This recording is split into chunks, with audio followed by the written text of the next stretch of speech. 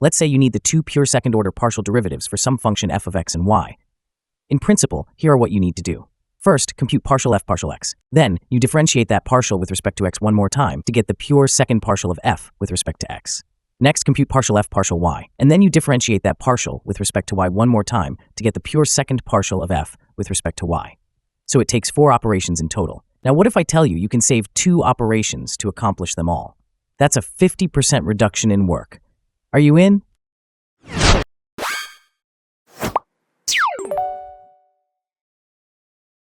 Suppose we want the pure second partials for the two-variable function ln of x squared plus y squared. Let's call it w, and first find its pure second partial with respect to x, w sub xx.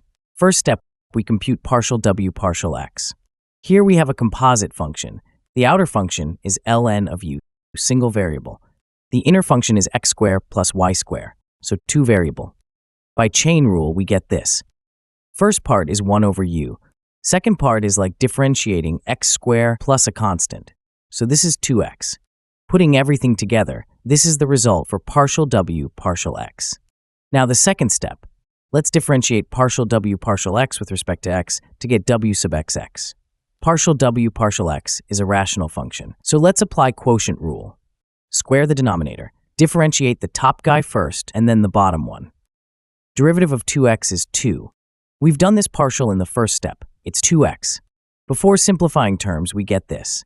Expand the first term on top, then we can simplify things a little. Finally, this is the pure second partial of w with respect to x. Now looks like we are just halfway through.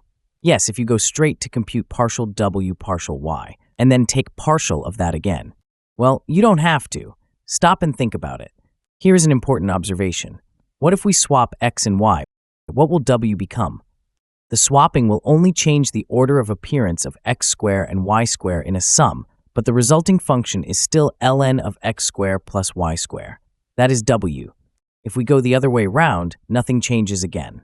This is the symmetry nature of the function in x and y. Now, we can take advantage of it to save us the tedious work for computing the other pure second partial. So what can we do? Well, if x can play the role of y and vice versa without messing up things, why don't we grab the equation for w sub xx, replace all the x's with y's, and replace all the y's with x's?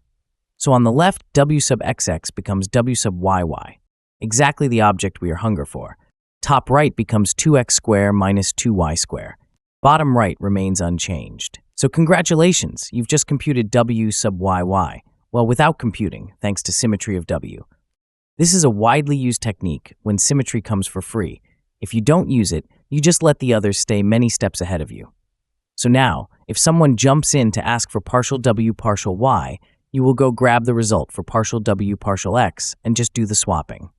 All right, that's it for this video. I hope you enjoy it, and I'll see you in the next one.